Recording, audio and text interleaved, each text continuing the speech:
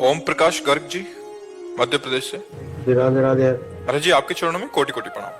महाराज जी, क्या पूर्ण रूप से मृत्यु का भय खत्म हो जाना, किसी चीज को पाने की इच्छा अर्थात संसार की भौतिक सुविधाओं की चाह मिट जाना और श्री जी से मिलने की व्याकुलता का तीव्र गति से बढ़ना, यही शरणागति का उच्चतम स्तर है क्या? महाराज जी, संशय निवृत्ति कीजिए। जीव की बंधन की श्रृंखला है देहाभिमान, जो अपने स्वरूप का विस्मरण होकर हम देह भाव में स्थित हो गए हैं। स्त्री या पुरुष, ये अभिमान जो जागृत हो चुका है, मैं ये हूं, यही जीव की पुनरपि जननम पुनरपि मरणम पुनरपि जननी जठरे शयनम, इससे बहुत बड़ा दोष हो गया। जीव चैतन्य घन सुख स्वरूप आनंद समुद्र है, स्वयं परमात्मा स्वरूप है, पर वो सुख की खोज करने के लिए शरीरों की तरफ बढ़ गया, इंद्रियों की विलासिता की तरफ बढ़ गया, अपने स्वरूप को भूल गया। भोगेश्वर प्रसक्ता नाम तयापहृत चेतसाम व्यवसायत्मिका बुद्धि समाधून विधीयते। जो भोग और ऐश्वर्य में सुख कर लिया, जिसका चित्त अपहृत हो गया, चाहे शरीर का भोग हो चाहे वस्तु का भोग हो, और धन वैभव मान प्रतिष्ठा अच्छा लगने लगा, मारा गया, वो मारा गया। माया के प्रवाह में वो बह गया, और ये प्रवाह ऐसा है कि बिना गुरु कृपा के रुकता नहीं है। गुरु कृपा ही केवलम, जिसने गुरुदेव की शरण ले ली और गुरुदेव के द्वारा ज्ञान तिमिरांधस्य ज्ञानांजन शलाकया चक्षुरुन्मीलितम मेन तस्मै श्री गुरुवे नमः, जो अज्ञान का नाश करके ज्ञान का प्रकाश कर देते हैं, तब हमारा ये माया का प्रवाह रुकता है। तो हमारी चित्त वृत्ति भोगों में आसक्त हो गई है। हमारा ज्ञान मलिन होकर के इस बात का हो गया कि मैं स्त्री हूं, मैं पुरुष हूं। यही हमारी दुर्गति का कारण है। मुख्य मूल कारण जो है ना, संस्कृति मूल सूल प्रद नाना सकल शोकदायक अभिमाना। संस्कृति का मूल और समस्त दुखों को देने वाला ये देहाभिमान है, जो हम अपने चैतन्य घन स्वरूप को भूलकर पांच भौतिक देह में अपनापन इतना कर लिए कि मैं पुरुष हूं, मैं स्त्री हूं। यही हमारी दुर्गति का कारण है।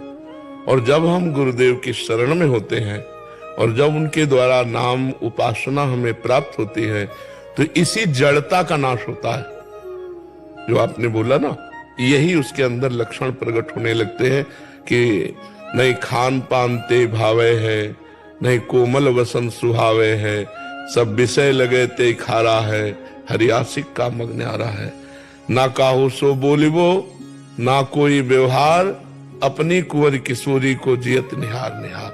शरणागत का लक्षण किसी भोगों में सुख न मिलना, भगवान के नाम रूप लीला गुण धाम में चित्त का रमण करना, किसी भी तरह किसी भी द्वंद्व से पराजित न होना, सुख दुख मान अपमान लाभ हानि, तो ये शरणागति उसकी पक्की, वो भगवत प्राप्त हो जाएगा। और जो नाम जप नहीं करता, भगवान की लीला कथा में अनुराग नहीं रखता, श्रवण कथन में, वो चाहे जो साधना कर ले, देहाभिमान पुष्ट होता ही रहेगा। तो क्या हो रहा है, इसमें अहंकार पुष्ट हो रहा है, और हमारा आवागमन चक्र रुकेगा अहंकार रहित होने पर। तो चाहे सत्क्रिया का अहंकार हो चाहे असत्क्रिया का अहंकार हो, अहंकार तो बना ही हुआ है। तो अहंकार का नष्ट हो जाना ही शरणागति का लक्षण है। अहंकार गुरुदेव की कृपा से नष्ट होता है। जो गुरुदेव ने उपासना दी, उससे अहंकार गलित हो जाता है। फिर दिखाई देता है गुरु कृपा से साधना चल रही, गुरु कृपा से भजन हो रहा है, गुरु कृपा से हमारी अध्यात्म उन्नति हो रही। वो कहीं अहंकार का उसमें उन्मेष नहीं होता कि मैंने ये किया, नहीं, गुरु कृपा से ऐसा हुआ। तो गुरु कृपा का जिसको आश्रय मिल गया है, प्रिया प्रीतम की शरणागति हो गई है, उसमें लक्षण होते हैं। क्या बोला था लक्षण? महाराज जी, ये कह रहे हैं कि ये महाराज जी व्याकुलता, श्री जी से मिलने की तीव्र इच्छा, संसार की भौतिक सुविधाओं की चाह मिट जाना, पूर्ण रूप से मृत्यु का भय खत्म हो जाना। हाँ, पूर्ण रूप से, बिल्कुल, बहुत सुंदर, बहुत शोध करके वाक्य लिखे आप। मैं पृथ्वी का सबसे पापी आदमी हूँ, मेरा क्या होगा बाबा? नहीं, इसमें अब अपने पूर्व को नहीं सोचते, अब अपने अग्रिम को सोचते हैं। हम प्रिया प्रीतम नहीं, इसमें यह सोचना है अब हम प्रिया प्रीतम की शरण में हैं। अब लो नशानी अब नानशई हो। अब तक जो हुआ वो भगवान की माया के प्रभाव से हमसे गलतियां हो गई। अब हम भगवान की शरण में हैं। अब हम खूब नाम जप करें। नाम जप करते हो? खूब नाम जप करो। हाँ, खूब नाम जप करो। नाम जप से ही पर